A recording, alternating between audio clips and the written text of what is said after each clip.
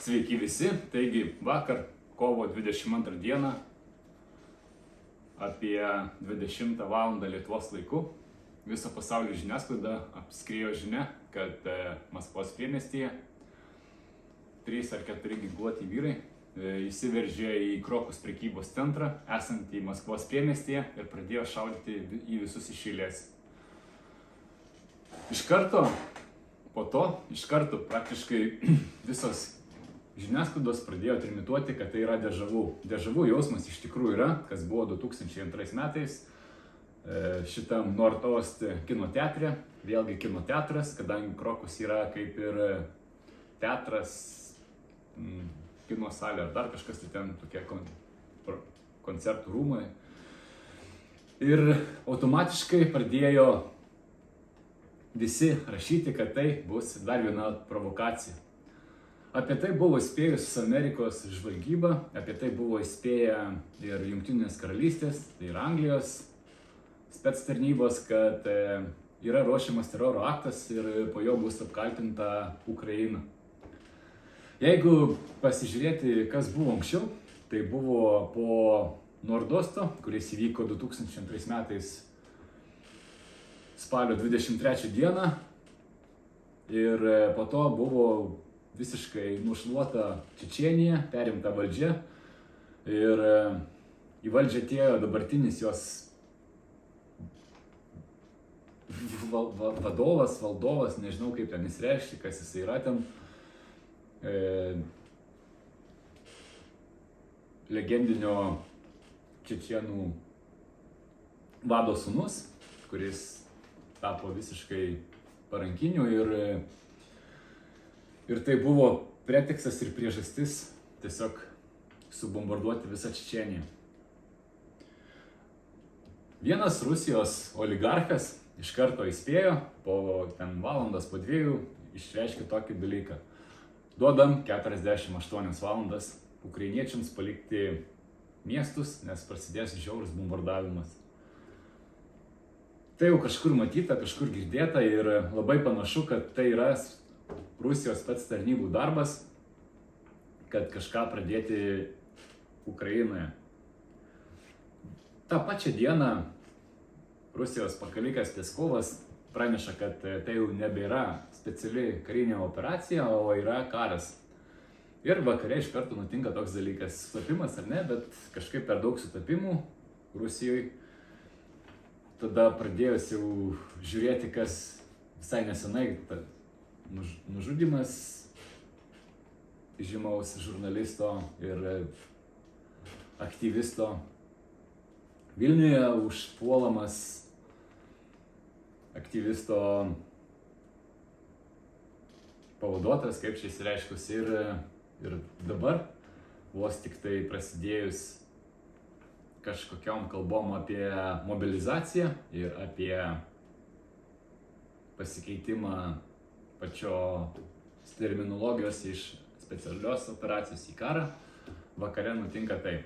Vadinasi, tai praktiškai galima matyti visus tuos flashbackus, visus tuos dežavų jausmus, kai buvo pradedama su daugiabučių sprogdinimais, tada Nordostas buvo, Beslanas ir panašus dalykai.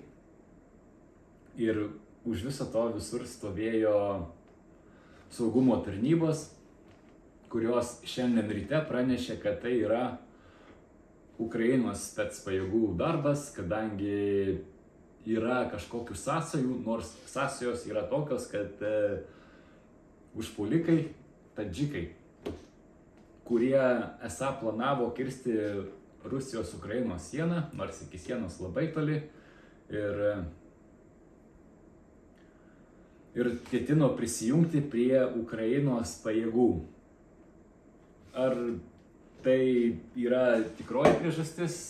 Tikriausia, kiekvienam iš mūsų atrodys vienaip, kiekvienam savaip, bet panašu, kad tai yra eilinis būdas sukelti didelį konfliktą ir panaudoti kažkokius tai didelios galingumus. Galbūt net yra sakoma, kad bus panaudotas branduolinis ginklas ir visa kita. Tai, kad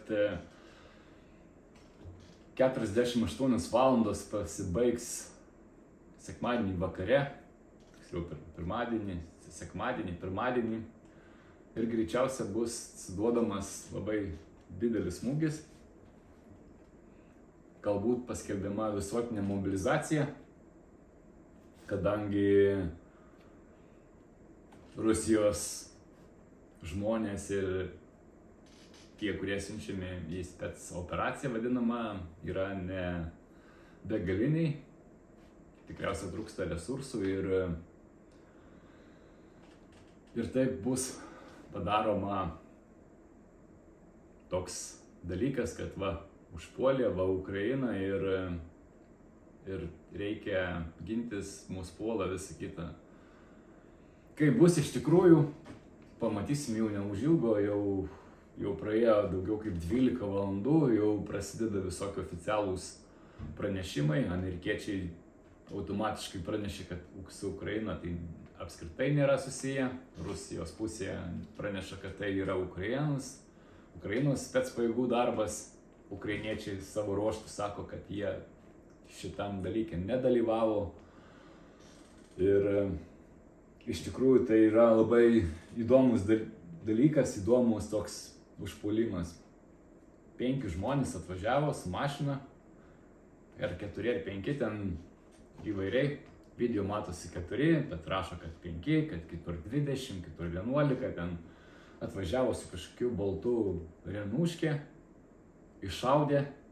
sušaudė visus, padegė teatrą, atsisėdo ir išvažiavo.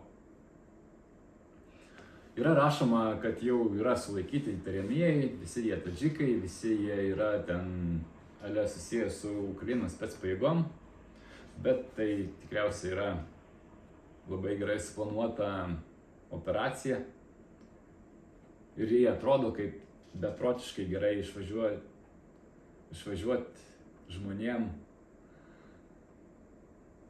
į teatrą, sušaudyt, padegt, atsisėsti ir išvažiuot. Ir žuvusių jau rašo, kad ten 80, kiek ten jau yra ir taip viskas gražiai suplanuota, viskas logiškai, visi tie įvykiai, viskas taip atrodo kaip labai įdomus ir geras scenarijus pradėti kažkam tai stambaus. Ir panašu, kad jau ir patys rusų žiniasklaida teigia, kad tai jau nebe spec operacija ir panašu, kad Rusijoje prasideda karas. Taigi, kaip bus toliau?